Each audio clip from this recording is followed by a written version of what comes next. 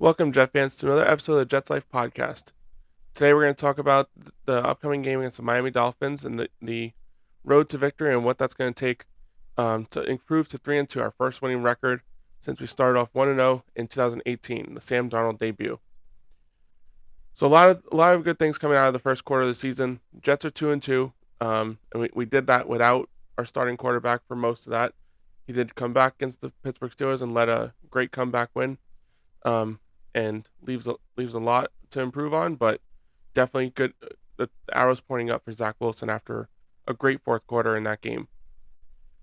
So with the upcoming game against the Miami Dolphins, I think we can all see that at 2-2 going into the season, regardless of who our starting quarterback was, I think we can all agree that that was probably our best case scenario. I mean, with a steal of a win versus the Ravens or the Bengals, maybe we can improve to 3-1. But both those games were at home. But I mean, just definitely not with Joe Flacco. It didn't seem possible. So who knows what it could have been? But we're at 2-2, and I think all of us would have signed up for that going into the season. I know personally that was my target.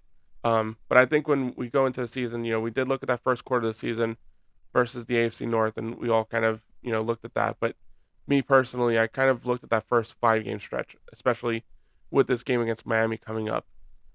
First divisional game against a team who I feel going into the season we were very comparable to. Yes, they've had a little bit of a more longer stretch of winning than we have just over these past couple years. They're just a little bit ahead in the rebuild over the last couple of years, but I think after it's all said and done this year, I think roster wise, very comparable. They just have a little bit more veteran talent than we do with their recent acquisitions. But I mean, with all that being said, I mean, I don't look at the Miami Dolphins and say it's a straight up loss on our record or by any means is this a not winnable game. I mean, I fully expect to go in there, even with the backup quarterback. I don't really think it mattered either way. I really fully expected um, for them to come into Metlife Stadium and for us to be able to compete and get a win versus them. I mean, their strength is on offense, with Tyreek Hill, Jalen Waddle, and say what you want. I mean, I think the Sauce pick was a great pick, but I think with the Dolphins acquisition of Tyreek Hill and the fact that we have to go up against Josh Allen every year, twice a year, I think with that, it just further enhanced the need for a legitimate outside option at corner. Even with the acquisition of DJ Reed, I think Saleh and Joe Douglas definitely knew we needed talent at the outside, and I think we pair very well with the Dolphins on the outside with Sauce and DJ Reed versus Jalen Waddle and Tyreek Hill. Um, Dolphins also bring strength at edge and on defense with that pass rush. They're gonna come after Zach. Let's be honest. I mean, that offensive line, as good as it was in the fourth quarter, um, I mean, we've seen what it was through the first three games and 3 quarters of the season. It's been terrible, to say the least, and with still questions at left tackle. Well, actually, I mean, at the right tackle now, I guess AVT is going to be slotted as our left tackle until Dwayne Brown or any other reinforcements arise that can move him back to guard or to right tackle. I mean, is also another option. Not sure if they really want him dancing all over the offensive line, but with how he played last week at left tackle, I mean, he did his job. I could say probably better than any left tackle this season that we've had suited up there. So all that's in the past. I think moving forward, again, our defense against these receivers is going to be a big test. I mean, I think we had a good test in week 3 against Cincinnati, and I think they they had their moments for sure. But at the end of the day, there were a couple of big plays, big chunk plays. Jamar Chase had that touchdown on the miscommunication in the end zone. That stuff just can't happen this week. I mean, we're at home again with another opportunity to just have like a big win for this team. I feel like it's been like that the last 2 home games that we've had, and maybe even many, many more home games before this season. But just this season alone, week 1 had a chance to get to 1-0. Week 2 had a chance to get 2-1. I'm sorry, week 3 we had a chance to get 2-1, and we are in week 5 again with a chance to get a winning record. And again, fully expected out of my eyes that this team's going to come out there and deliver, um, as long as that defense comes out to show. On the offense side of the ball, again, the Miami's going to come with that pass rush. So, I mean, I'm just interested to see what formation the Jets are going to come out with on the offensive line. I saw that Dwayne Brown returned, and Cedric Agbui, not sure how I pronounce his name, was also suited up. So, not sure if he's coming in as a potential right tackle option with the fact that Max Mitchell is going to be out for an extended period of time. Not sure what his role is going to be exactly. Dwayne Brown, although he is practicing this week, I'm not sure if the trend is that he's gonna be playing this week, or if they're gonna give him a little more time to get conditioned, refreshed, up to game speed or whatever have you.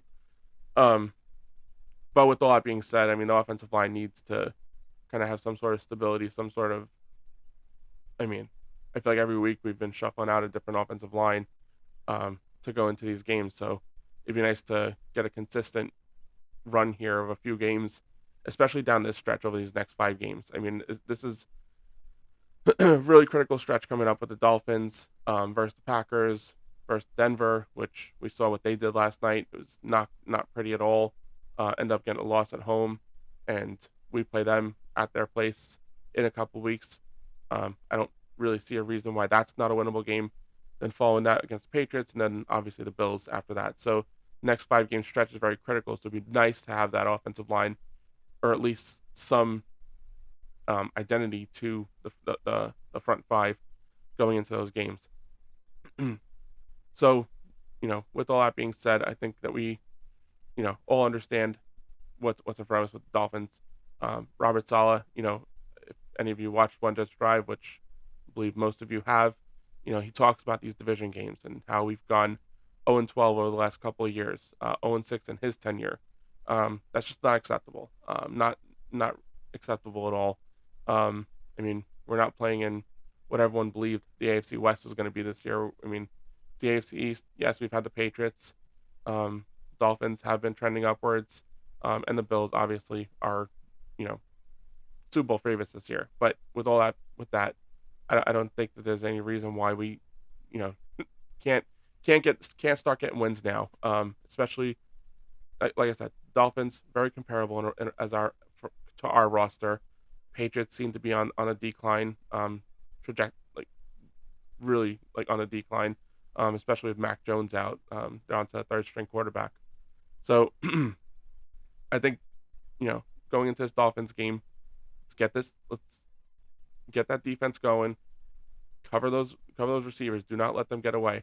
But with that, the Dolphins are going to, their identity, they want to run the ball first. I mean, you see it from what San Francisco does. You see it, even with what we do. Like our offense, in order for it to work, to the expectation that we want it to, that running game has got to be going. That running game has got to be efficient.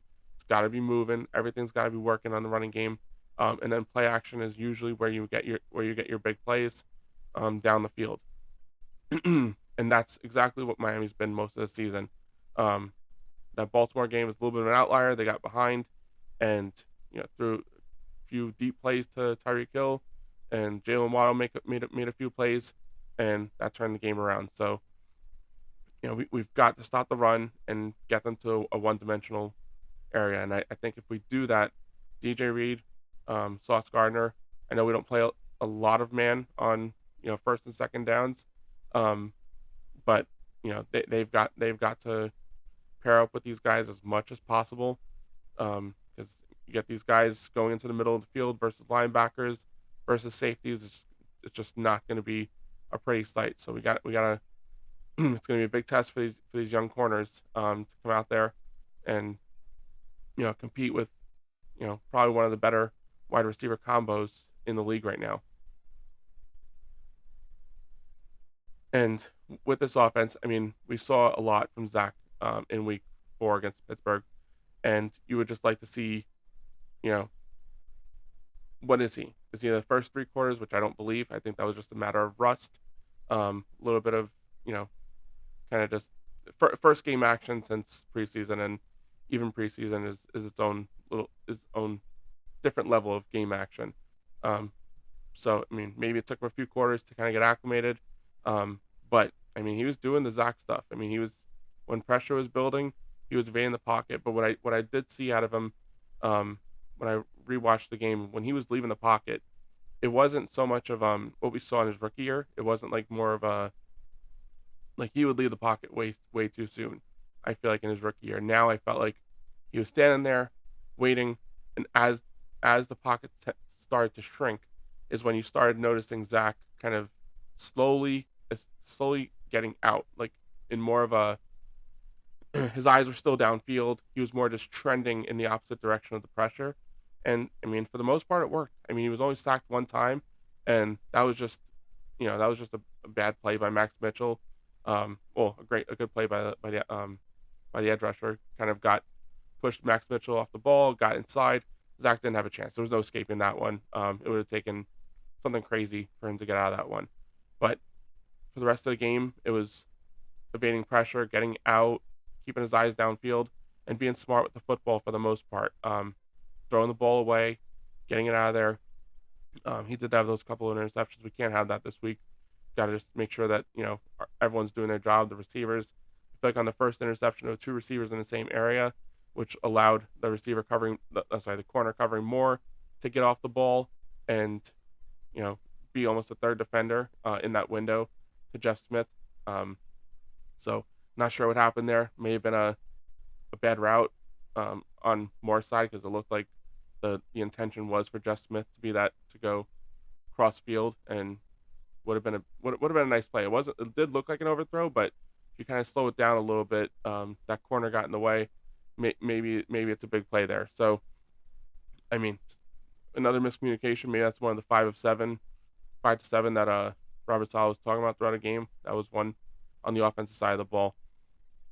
But so the running game has got to get going on the offense side of the ball too. I feel like a lot of what Michael LaFleur has done over the first few weeks, it's as good as he's been calling plays.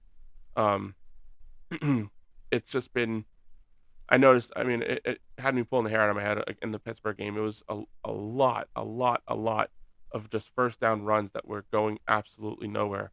And I think a part of that has to do with, a defense understanding his tendencies. I mean, you don't want to necessarily abandon the run on first down, but what a lot of teams are doing around the league is using that first down as almost like using the passing game to replicate the run. So like a quick short pass, like those bubble screens that teams like to run to a receiver, get 3 or 4 yards, maybe 5 or 6, lead to a second and manageable. But just having that as an option, I feel like that percentage is way high. I mean, I couldn't tell you the exact numbers, but I feel like if you went throughout a game on first down, it's probably a run play, close to 70-80% of the time. I feel like we need to get that percentage a little bit down just to keep defenses honest. I mean, if they know they can be in the box on first down for the most part, it's just going to make life difficult. And we saw it last week against Pittsburgh. It was constant, second and long, third and long. And luckily for us, Zach was able to deliver in all those, long situations in the fourth quarter. But I mean, I feel like in that Pittsburgh game, we can also look at that game and say that it shouldn't have been a fourth quarter game. I mean, we played a lot better than Pittsburgh throughout the duration of that game, with the exception of the third quarter, that is.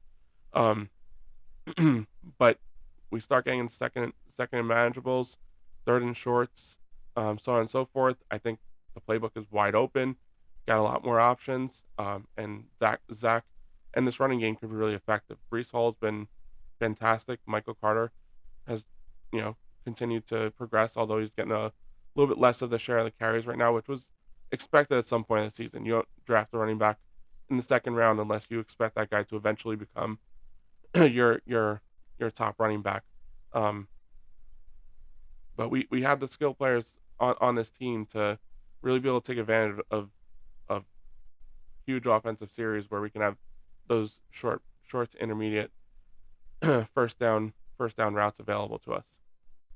So I think all of that kind of layers into this Dolphins game, and it, like I said, we're going to be at home. It's going to be loud over there. I can only imagine what it's going to be like at Metlife. With a chance to go to 3-2. I think right now we're slotted at like 8th in the AFC. Obviously, it's way too early to look at that stuff. But our goal going into the season, was to be playing meaningful games in December. A lot of fans say we just want to be in November and be on that graphic that says in the hunt. Well, a win against Miami puts us in that early, early in the hunt. Not even, it would put us in that playoff picture for sure. And then it's just about getting better week after week. So my thoughts on this game, I'm very optimistic. Like I said, as great as Miami has played the first few weeks of the season, I just think that it's going to be a different animal this week for the Jets. I think that last week was a huge win. We talk about culture a lot and culture changing wins and, program defining wins, so on and so forth. And I do think that win against Pittsburgh on the road, down by 10, in their place. I mean, the terrible towels are flying everywhere. Those fans are going nuts. Again, if you watch One Jets Drive, I mean, it portrayed that moment, as perfect as it can be. I mean, it just looked down. Everything looked like it was going crazy, and like it was just going to be another Jets loss. And we came back and rebounded and won the game, and I do think that was a huge win. But I think that the true win, the true program altering win, is going to be this week. I think, Saleh said you got to win games in your division. 0-12, 0-6 under his tenure, and I think it stops now.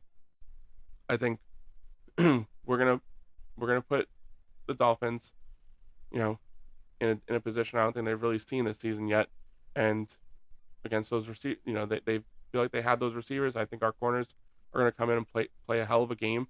No reason to believe otherwise. Sauce has done a fantastic job all season long.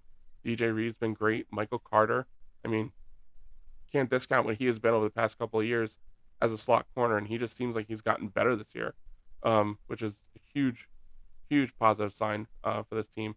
And then those safeties last week, I don't know if that was just a 1 week flyer, or if they're starting to get reacclimated with one another, understanding what they're doing, because safety is definitely a position where you got to be on the same page, both of you guys. That'll lead to a lot less than 5 to 7 miscommunications, especially big ones, throughout the course of a game. So, like I said, I expect the Jets to come out there and just be on a different level, and they're going to get a win this week. I think it's going to be a score of 27-17.